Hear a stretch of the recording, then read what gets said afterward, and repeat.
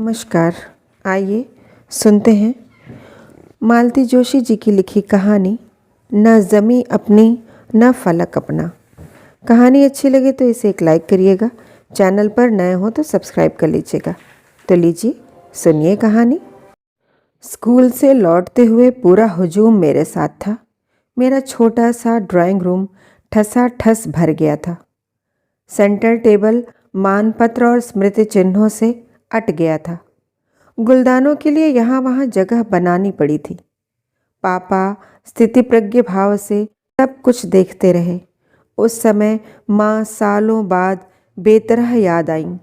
वो होती तो हर्ष और अभिमान से पुलक उठती, इन सब लोगों को जिद करके रोक लेती, बिना खिलाए पिलाए जाने न देती। पर पापा से इस तरह की आशा करना व्यर्थ ही था। उन लोगों के प्रणाम का उत्तर इतने निर्लिप्त भाव से दिया था कि मैं शर्म से गड़ गई थी। बैठो ना, एक एक कप चाय हो जाए, मैंने इसरार किया। नो मैम, बहुत लेट हो जाएंगे। वैसे भी चाय तो अभी पीकर ही चले हैं, सब ने कहा और एक एक कर विदा होने लगी। किसी ने पैर छुए, कोई गले मिली, किसी ने कंधा थपथपा दिया, पर सबकी आंखें नम थीं। उनके जाने के बाद मैं कितनी देर तक गैलरी में निःशब्द खड़ी रह गई थी। जीवन का एक वृहत अध्याय समाप्त हो गया था और मेरे भीतर बाहर एक शून्य भर गया था। कमरे में लौटकर देखा, पापा उसी तरह ध्यानस्थ बैठे हुए थे। मैंने सोचा कम से कम मानपत्र ही उठाकर पढ़ लिया होता, पर नहीं। ऊपर से लाख वीतरागी होने का स्वांग रचते रहे, पर अपने मान सम्मान के प्रति वे बेहद सजग हैं। मैंने मानपत्र सम्मान उठाकर उनके हाथ में दिया, तभी उन्होंने पढ़ने की जहमत उठाई। पढ़कर मेरे हाथ में लौटाते हुए बोले, जब इतनी लायक प्रिंसिपल थी तुम, तो तुम्हें एक्सटेंशन क्यों नहीं दिया? पापा, हर नौकरी के अपने नियम होते हैं। वो तो प्राइवेट नौकरी थी, इसलिए इतने दिन चल गई। सरकारी नौकरी होती तो 2 साल पहले ही घर बैठ गई होती। हाँ, लेकिन सरकारी नौकरी होती तो पेंशन तो मिलती। बात शायद ठीक थी, पर मुझे अच्छी नहीं लगी। कम से कम आज तो यह बात न कहते। इस समय मैं खुशी के 7वें आसमान पर थी। प्रशंसा पर भाषण की गूंज अब भी मेरे कानों में घंटियों की तरह बज रही थी। छात्र, स्टाफ और मैनेजमेंट, इन 4 स्तंभों में संतुलन बनाकर 22 साल तक प्राचार्य बने रहना हंसी खेल नहीं था। प्राचार्य होने से पहले भी 10 साल तक मैंने इस विद्यालय को अपनी सेवाएं दी थी। उसी सेवा का यह पुरस्कार था। तुम्हें फंड मिलेगा ना? पापा के प्रश्न ने मुझे चौंका दिया था। मेरे उत्तर की प्रतीक्षा किए बिना ही उन्होंने पूछा, कितना मिलेगा? पता नहीं किस अदृश्य शक्ति ने मुझे भीतर ही भीतर बरस दिया कि सही आंकड़ा नहीं बताना है। इसलिए मैंने गोलमोल उत्तर दिया, अभी हिसाब होना बाकी है। आपके दोनों तीनों ऑपरेशन के समय लोन लिया था। ऊपर के ये 2 कमरे बनवाए थे, तब भी लोन लिया था। काट पीट कर पता नहीं कितना मिलेगा। क्या पता एक मुश्त देते भी हैं कि नहीं। पापा के अगले प्रश्न से पहले ही मैं सारा सामान उठाकर कमरे में ले आई। सबसे पहले CPF का चेक निकालकर गोदरेज के लॉकर में रखा। पहली फुर्सत में बैंक जाकर इसे फिक्स में डालना होगा। अब इसके ब्याज के सहारे ही जिंदगी गुजारनी है। सरकारी नौकरी होती तो पेंशन जरूर मिलती, पर यह मान प्रतिष्ठा कहाँ मिलती। आज यह स्कूल मीरा मैडम के स्कूल के नाम से जाना जाता है। बरसों तक इसका यही नाम चलता रहेगा। सरकारी नौकरी में यह संभव थोड़े ही होता। हर 3-4 साल बाद यहाँ से वहाँ भागना पड़ता, शहर से बाहर भी जाना पड़ता। तब पापा का क्या होता? उन्हें किसके भरोसे छोड़ती? नींद तो रोज की तरह खुल गई थी, पर मैं उठी नहीं। अब हाय हाय करने की कोई ज़रूरत नहीं थी। अब समय के हर टुकड़े पर मेरा हक था और मैं इस मुक्ति पर्व का जी भर कर उपभोग करना चाहती थी। इसी तरह सोचते सोचते दोबारा कब मेरी आंख लग गई पता ही न चला। जब नींद खुली तो कोई दरवाजे पर दस्तक दे रहा था। दरअसल उसी आवाज ने मुझे जगाया था। इतनी सुबह कौन होगा? सोचते हुए मैंने दोनों कंधों पर शॉल ले लिया और दरवाज़ा खोल दिया। पापा थे। 8:30 बज रहे हैं, चाय कब मिलेगी? उनकी आवाज़ में तल्खी थी और मैं एकदम ज़मीन पर आ गई। रिटायरमेंट के बाद स्कूल की जिम्मेदारियां खत्म हो गईं, पर घर की तो यथावत हैं और रहेंगी। उनसे तो मुक्ति संभव नहीं है।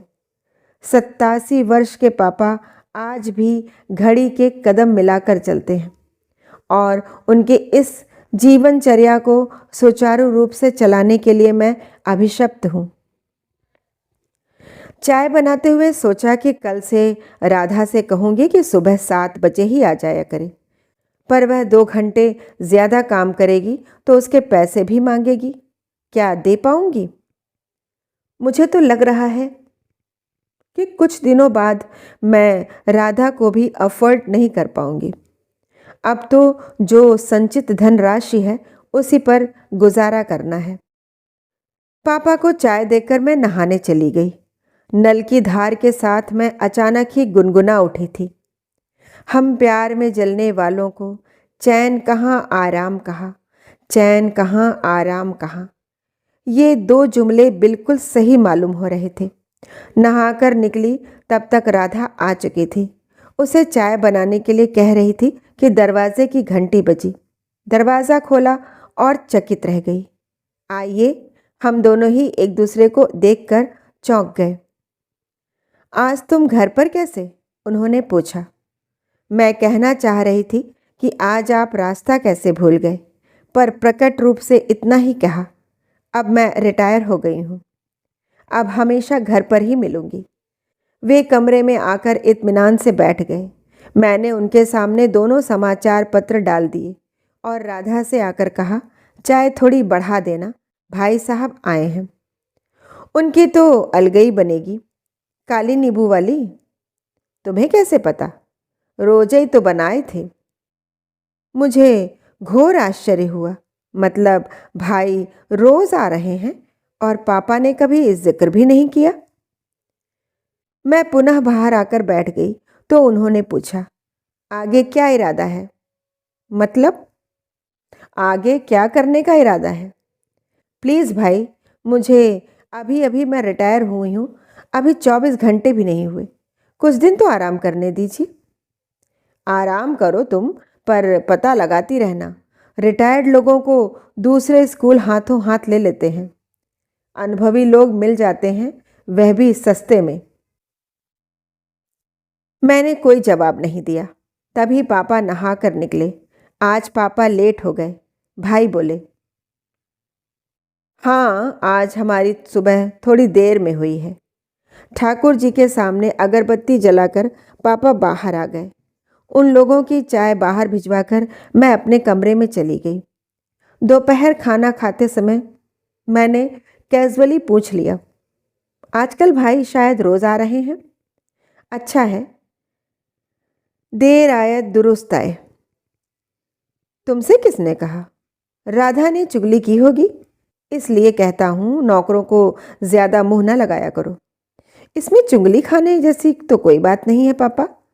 मैं उनके लिए चाय ले जा रही थी तो उसने कहा, भाई साहब ऐसी चाय नहीं पीते, मैं रोज़ उनके लिए नींबू वाली काली चाय बनाती हूँ।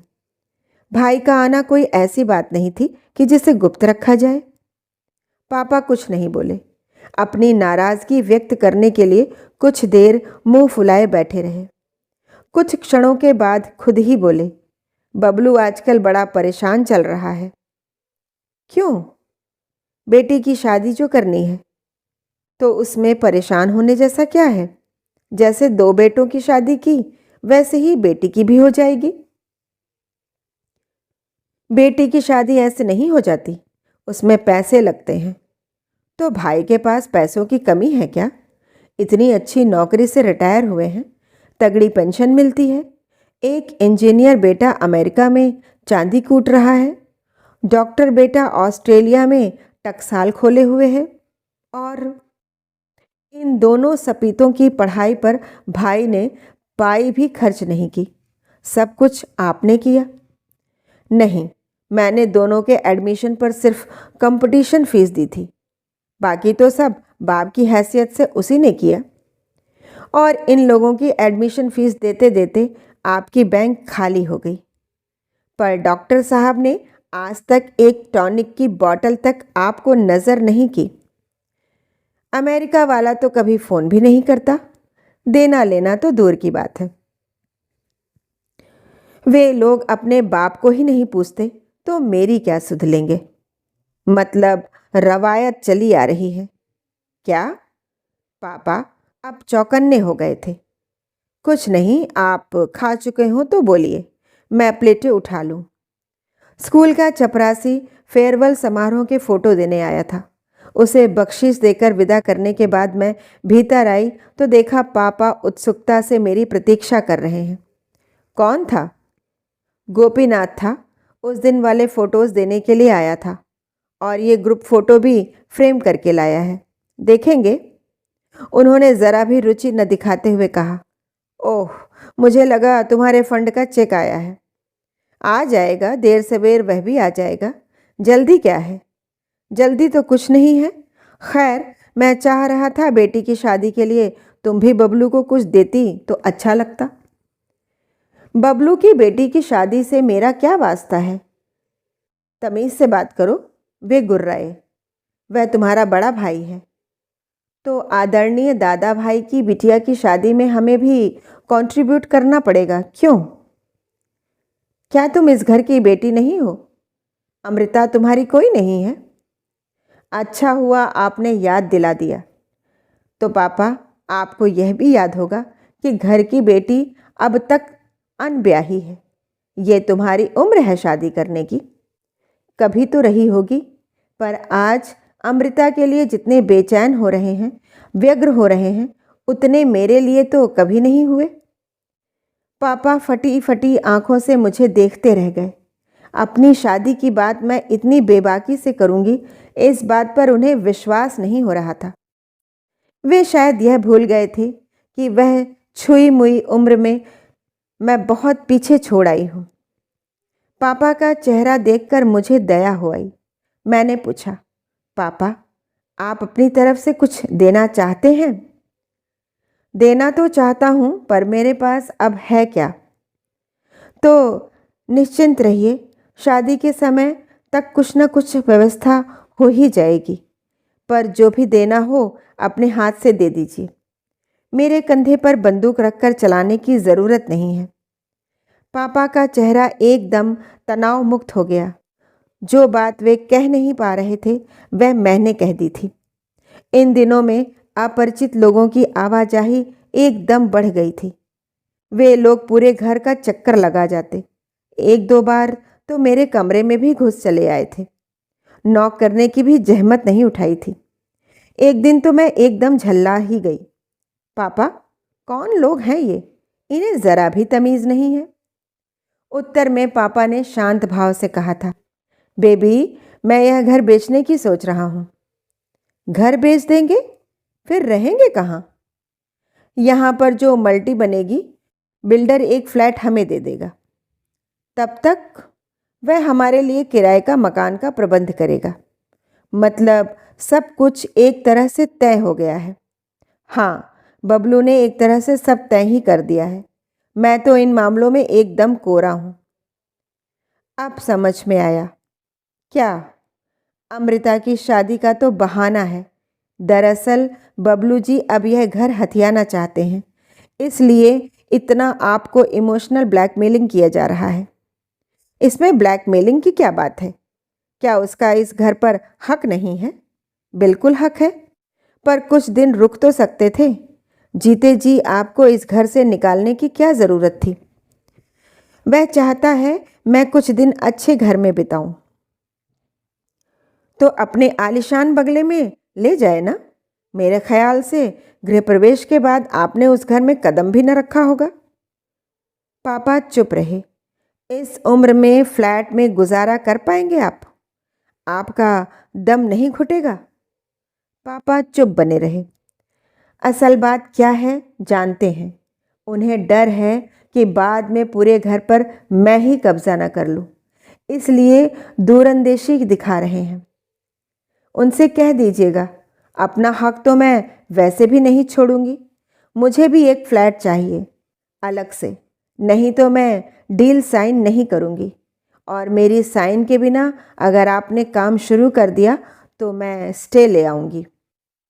तुम आजकल बहुत बोलने लगी हो। क्या करूं, मेरी ओर से बोलने वाला कोई नहीं है, इसलिए अपनी पैरवी खुद ही करनी पड़ रही है। 2-4 दिन बाद भाई से सामना हुआ तो उन्होंने छूटते ही पूछा, पापा बता रहे थे कि तुम्हें एक अलग से फ्लैट चाहिए? जी हाँ, आपने ठीक सुना है। अलग फ्लैट का क्या करोगी? भाई, लोग फ्लैट का क्या करते हैं? रहते हैं या किराए पर उठा देते हैं। मैं भी वही करूँगी। पर तुम तो पापा के साथ रहोगी ना, तो आप अपने वाला किराए से उठा दूंगी। आखिर तो कुछ खर्चे पानी के लिए भी तो चाहिए। मुझे कोई आपकी तरह तगड़ी पेंशन थोड़े ही मिलती है। पापा की तो पेंशन आती है। कितनी है जानते हैं? बाबा आदम के ज़माने की पेंशन है। उनकी दवाइयों के लिए ही पूरी नहीं पड़ती, और इस बीच उनके ऑपरेशन भी तो कितने हुए हैं। दोनों आँखों का, प्रोस्टेट का, दोनों हार्निया का, सबका खर्चा मुझे ही उठाना पड़ा था। उनकी पेंशन में तो गुंजाइश ही नहीं थी। भाई अपना सा मुँह लेकर रह गए और विषय वहीं समाप्त कर दिया। उस दिन हम तीनों छत पर बैठकर चाय पी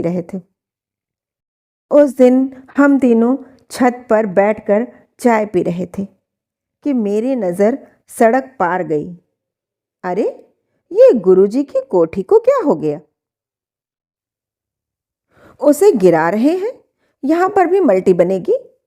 अपने वाले बिल्डर ने ही खरीदी है, भाई ने बताया। लोग क्या पागल हो गए हैं? अच्छे भले घर को गिराकर मल्टी बनवा रहे हैं। इतनी आलीशान कोठी में रहने वाला सुबोध अब 3 कमरों में गुजारा करेगा। 3 कमरों में क्यों? उसने ऊपर का पूरा फ्लोर ले लिया है। कैसे? उसकी तीनों बहनों ने अपना अपना हिस्सा भी उसे दे दिया है। चारों हिस्से मिलाकर वह एक भव्य फ्लैट बनवा रहा है। 6 बेडरूम वाला। सर्वेंट क्वार्टर का भी स्पेस है। सुना है कि अपनी लिफ्ट भी अलग से लगवाएगा। कुछ लड़कियां बड़ी समझदार होती हैं, पापा ने जैसे अपने आप से कहा। पर उनका इशारा मैं समझ गई। एकदम सुलग उठी मैं। समझदार क्यों नहीं होंगी? वो करोड़पतियों के यहाँ ब्याही गई हैं। उनकी अपनी हवेलियाँ हैं। फ्लैट का वे क्या करेंगी? और इस घर का जो देना पावना है वह भी वे ले चुकी हैं। गुरुजी ने कितनी शानदार शादियाँ की थीं, हम लोगों ने देखा तो है, और तीनों को इतना दिया है कि उसकी कोई गिनती नहीं है। तुम इतना एक्साइट क्यों हो रही हो? पापा ने तो बस एक बात कही थी, भाई बोले। मैं भी तो एक बात ही कह रही हूँ भाई। आप लोगों ने अगर मेरी शादी कर दी होती, चाहे साधारण घर में ही की होती, तो मैं आपके इस खंडहर नुमा घर को और झांकती भी नहीं। अपने घर परिवार को लेकर मगन रहती। पर मेरे पास अपना कुछ भी तो नहीं है। शादी न करने का फैसला शायद तुम्हारा अपना ही था। ये आपसे किसने कह दिया? मैंने सुना था।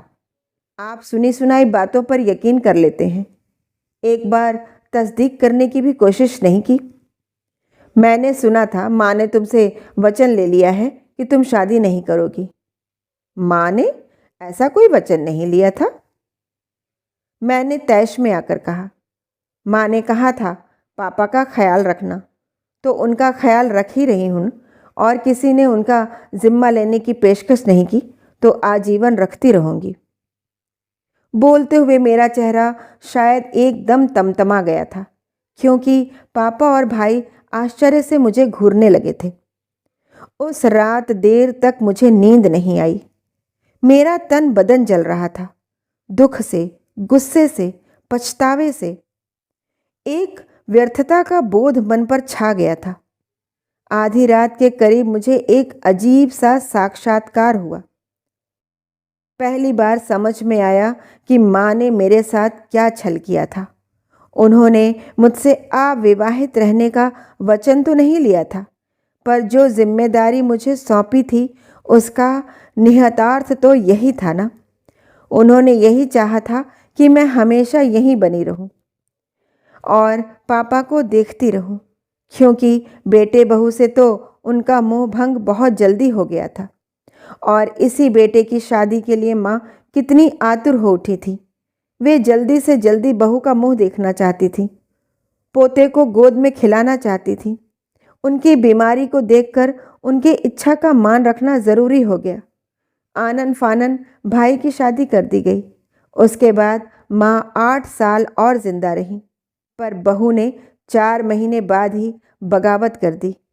ऐलान कर दिया कि मैं इस घर में नर्स बनने के लिए नहीं आई हूँ। साल बीतते बीतते अलग गृहस्थी बसा ली थी। माँ बहू का चेहरा देखने को तरस गई। इसी तरह माँ की पोते को खिलाने की चाह भी अधूरी रह गई। यथा समय पोता हुआ, बल्कि 4 साल में 2 पोते हुए, पर उन्हें बीमार दादी की गोद में देने का सवाल ही नहीं था। भाई ने बस दूर से दिखा दिया। वे बच्चे के गाल भी थपथपा न सकीं। बच्चे को माँ ने फौरन वहाँ से हटा दिया। माँ ने उसी समय भविष्य देख लिया होगा, तभी तो पापा का भार मुझे सौंप गई। बाप बेटे दोनों को ही ये व्यवस्था बड़ी सुविधाजनक लगी होगी, इसलिए उन दोनों ने भी इस व्यवस्था में कभी दखल नहीं दिया। भाई अपने आप सारी जिम्मेदारियों से बरी हो गए थे और पापा भी अपनी और घर की चिंताओं से मुक्त हो गए थे। और इन 2 पाटों के बीच पिसते हुए मेरी आशाओं का, मेरी आस्थाओं का, मेरे अरमानों का कचूमर निकल गया था। आज पहली बार मुझे माँ पर आश्चर्य हो रहा था। जितनी आतुरता उन्हें बहू के लिए थी, उतनी दामाद के लिए क्यों नहीं थी? मरने से पहले उन्होंने कन्यादान का पुण्य क्यों नहीं लेना चाहा? उन्हें सिर्फ पोते का ही अरमान था, नवासे का क्यों नहीं? उनकी बीमारी में तो मेरा घर पर रहना ज़रूरी हो गया था। नौकरी भी मैंने उसके बाद ही की थी, पर जाते समय जिस तरह उन्होंने मुझसे पापा का ख्याल रखने को कहा, पापा से भी कह सकती थी कि बेटी का ख्याल रखना, समय रहते इसकी शादी कर देना। आज ये बात समझ में आ रही है कि सब ने अपने स्वार्थ के लिए मेरा भरपूर दोहन किया है, शोषण किया है। उन लोगों के लिए मैं हाड़ मांस की बनी स्त्री नहीं हूं, उपयोग की एक वस्तु भर हूं। उम्र के इस पड़ाव पर आकर मुझे यह बोध हुआ है कि मैं किस कदर छली गई हूं। बस अब और नहीं। बची हुई जिंदगी मैं अपने लिए जीऊंगी, अपने ढंग से जीऊंगी। रोज की तरह पापा और भाई किसी गहन चर्चा में व्यस्त थे। उसी समय मैंने कमरे में प्रवेश कर कहा, सॉरी टू डिस्टर्ब यू, पर आप लोगों को एक खबर देनी थी। दोनों मेरी ओर प्रश्नार्थक नज़रों से देखने लगे। मैं 2 महीने के लिए बाहर जा रही हूँ, यूएसए। वे ऐसे चौंके जैसे मैंने कोई विस्फोट कर दिया हो। ये एकाएक कैसे? एकाएक कैसे भाई? सोचते सोचते पूरी जिंदगी निकल गई। इससे पहले संभव ही नहीं था। घर और बाहर दोनों तरफ इतनी जिम्मेदारियां थी कि इस दड़बे से बाहर नहीं निकल पाई। इतने पैसे भी कभी पास नहीं थे। अब जिम्मेदारियां थोड़ी कम हो गई हैं, थोड़ा पैसा हाथ में आ गया है। अभी हाथ पैरों में ताकत है, आंखें सलामत है। सोचती हूँ थोड़ा घूम ही आऊं, फिर पता नहीं संयोग बने न बने। और पापा, उन्हें अपने घर ले जाइए ना। वैसे भी अब उन्हें इस घर को छोड़कर जाने की प्रैक्टिस करनी होगी। वे न चाहें, जाना चाहें तो कोई बात नहीं, यहीं बने रहें। कपड़ा बर्तन और झाड़ू पोछा राधा करती ही रहे। राधा खाने के साथ चाय नाश्ते के भी देख लेगी। आप एक अच्छा सा लड़का ढूंढ दीजिए जो दिन रात पापा के साथ रहे। बस इन लड़कों का कोई भरोसा है? किसी दिन सब कुछ बटोर कर चल दिया तो? बटोरने के लिए अब इस घर में क्या रखा है भाई? सिर्फ कबाड़ भरा हुआ है, 4 बर्तन, मेरी कुछ किताबें और साड़ियाँ। आप कहें तो अपना सामान मैं किसी के यहाँ रख दूंगी, क्योंकि अब दोबारा खरीदने की मेरी हैसियत नहीं है। भाई जब चले गए तो पापा ने पहली बार मुंह खोला। टिकट बुक करने से पहले एक बार मुझसे पूछ नहीं सकती थी? पूछती तो क्या आप हाँ कर देते? और आपके मना करने के बावजूद मैं चली जाती तो क्या अच्छा लगता पापा? पापा, मेरी जिंदगी के कई निर्णय इसलिए लंबित रह गए कि उस पर आपकी स्वीकृति की मोहर नहीं लग पाई थी। इसलिए इस बार निर्णय का अधिकार मैंने अपने हाथ में ले लिया। पापा का चेहरा एकदम करुण हो आया। उन्हें मैं अपना एक और निर्णय भी सुनाना चाह रही थी, पर उसे मुलतवी कर दिया। अब मैं अमेरिका से लौटकर ही उन्हें बताऊंगी कि उत्तराखंड के एक आवासीय विद्यालय के प्राचार्य पद का नियुक्ति पत्र मेरे पास आ गया है। वहाँ मेरा जाना एकदम तय है। पापा के प्रति वचनबद्ध हूँ, इसलिए वे अगर साथ आना चाहेंगे तो मुझे खुशी होगी। अगर वे यहीं रहना चाहेंगे तब भी खर्च की पूरी जिम्मेदारी मेरी होगी। बस भाई देखभाल का जिम्मा ले लें। जिंदगी भर पापा के लिए कुछ नहीं किया, अब कम से कम इतना तो करें। बुढ़ापे की दहलीज पर वे भी खड़े हैं। दोबारा नौकरी का जरा भी मन नहीं था।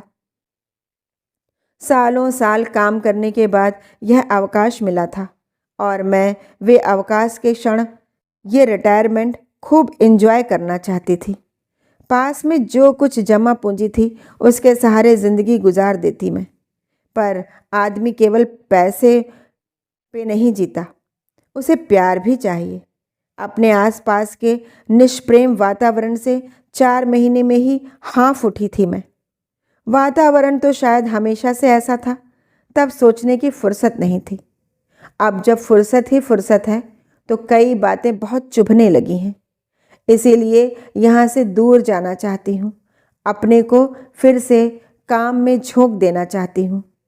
अपनी सारी ऊर्जा नए वातावरण को आत्मसात करने में खर्च कर दूंगी। बदले में मुझे और कुछ नहीं तो कम से कम छात्राओं का प्रेम तो मिलेगा। उसी पूंजी के सहारे बची हुई जिंदगी आराम से कट जाएगी। कहानी सुनने के लिए बहुत बहुत धन्यवाद।